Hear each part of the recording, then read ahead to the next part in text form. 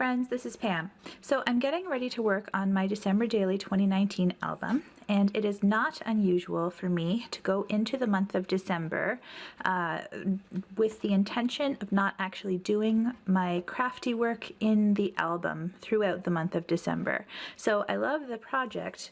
I love the intention and the ultimate goal of having an album of December stories to help celebrate the magic of the holidays, but it's also really important to me that I am using my time and my energy during that month to really be present and to focus on spending time with my family and doing all of the things that really bring me comfort and joy. So what I do is during the month of December, I go ahead and I take notes. I try to take notes every day. Sometimes, some years I end up with extensive journaling for each of the days, and other years it's just point form notes. And this year for 2019 was kind of a mix of the two. But I go ahead and I keep just a running log of what's going on in a Word document so that I can copy and paste areas where the journaling was completed. Otherwise, I've got the prompts here to remind me what the story was that I wanted to tell for the day. I spend the month of December taking lots and lots of pictures, so I've got all of those on my computer, and I keep together little bits of ephemera throughout the month as well. Here's some of the stuff that I saved from last year. So there was like a little postcard from our elves for December 1st when they usually arrive. I have got a whole bunch of the Christmas cards that we received from last year saved, and maybe I'll use them, maybe I won't, but I like the option of having them available to me if they complement a story or if I needed like a filler piece or something for the day. This was the little coloring book the kids got from our visit with Santa. I have letters here so when the kids write their letters to Santa, Santa writes back. And this is the letter that Liam received last year, usually with like a personal note related to the letter that they originally wrote. I have some of the like packing tape from a box from Target. I've got a bag from Chipotle. What else have I got? Oh, I've got, I saved like, okay, so this was from our Christmas tree, the little tag there. Some more Christmas cards. I saved some of the packaging from some of the gifts last year. So last year it was kind of like we were at that stage where our kids were old enough to start getting techie kind of gifts. And that was one of them, like a pro gaming headset for my son. I've got little pieces of some more of the packaging, like the Funko Pop figures, and I liked this one. I saved the front of it because it's like got this clear element to it. I thought that might be fun to figure out if I could incorporate that into my album. Beyblade packages, more Christmas cards, envelopes, Tic Tac toy little stocking stuffer thing. I've got some of the gift tags from our Christmas gifts. Oh, this big thing here is some of the packaging from an extra set of lights that we had purchased. And again, I don't know if I'm going to use any of this stuff, but I like having it available for when it's time to figure out some fun and interactive elements to incorporate into my project. Okay, so now that I'm ready to work on my project, I need to go ahead and, I mentioned how I've got a little bit of journaling there, I've got some of the ephemera, and then I've also gone ahead and pared down some of the supplies that I have. So I always find in the December daily shopping period that I tend to go a little bit overboard with the stuff that I have available to me, and sometimes that can be a limiting factor when it's time to build my spreads. So I'm working with a 6x8 album. I have a second one of these because my experience in the past has been that if I try to fit everything in one album, it is too full and it kind of even damages some of the pages. And that's just because that's the way I tend to approach the project. Okay, so now that it's time to put together my album, here's the supplies that I'm going to be working with. I have this 6x8 chipboard album from Ali's 2019 December daily release. It's got this really cute typewriter type text with Christmassy phrases on the inside, lots of page protectors.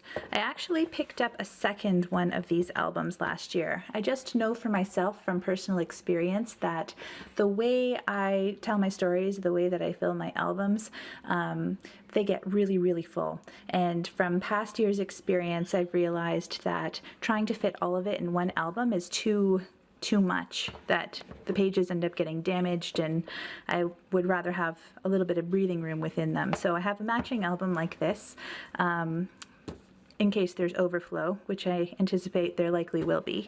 The other thing I have done is I've gone through and grabbed my supplies and kind of sorted through some of my most favorite things. This is something that Laura Wansik and Lisa Varshine talked about in their December Daily debate that's on the December Daily IGTV channel right now. Really fun if you wanted to go and check that out. I would definitely recommend you do it.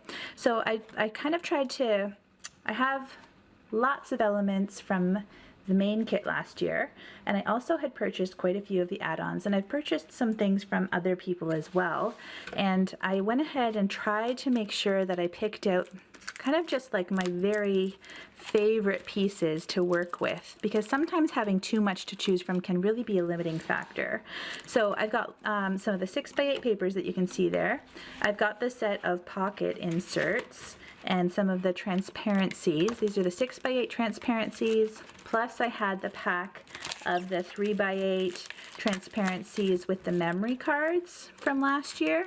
So I've got all of those guys that I can work with, some of my favorites, and then the 3x8 transparencies as well. I am definitely a tag lover, so these were the, I think they are sized 4x8 tags that were included in the main kit last year. And then in addition to those, I have the 4x6 tags as well as the 3x4 tags in here. Those guys, super cute, really loved those. So those were the things that I am most interested in using. In addition to that, I've got some of the embellishments here. So lots of the chipboard pieces. The phrases in particular, these were my favorite, and I know that I will be using lots of those as I work through my project. And then my other favorite things to work with are usually the things that add a different type of texture or dimension. So this was the dimensional pack add-on from last year.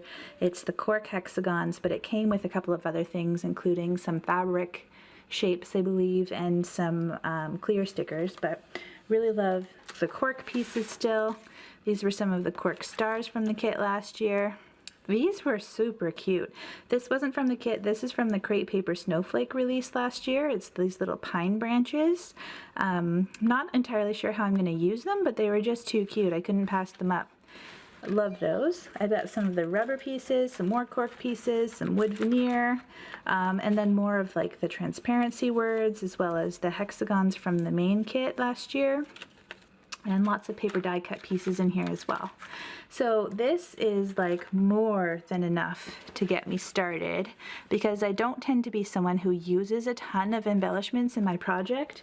So lots to work with still, even though this is like my pared down version of the supplies. So in addition to that, I went ahead and I pulled out some stamps that I think might be helpful as I'm working on my project. Lots of numbers, lots of different numbers, these guys and these guys, and then a couple of alphas. I don't do a lot of stamping, so I didn't really pull too many of those, but these will all be helpful.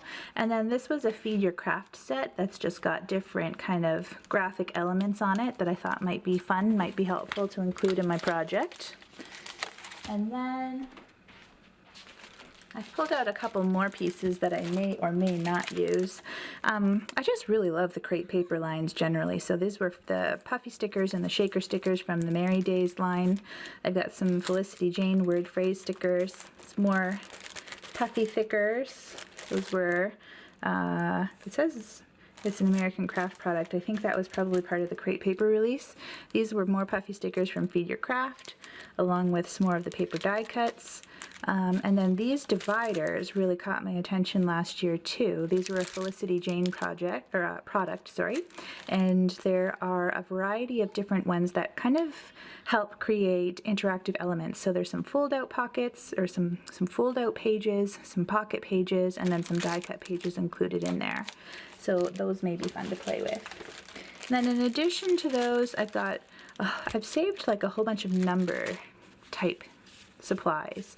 So these numbers were from the Advent calendar last year. They're actually envelopes, and I think that they'll be fun to incorporate into my album in some way. And then I've also got these giant wood veneer numbers still that caught my heart as soon as I saw them in the sneak peeks last year. So this year there's something that looks a little bit more, there's big felt numbers, which I was lucky to get in my order as well, but this is going to be for my 2019 project. So that is what I am working with to get started here.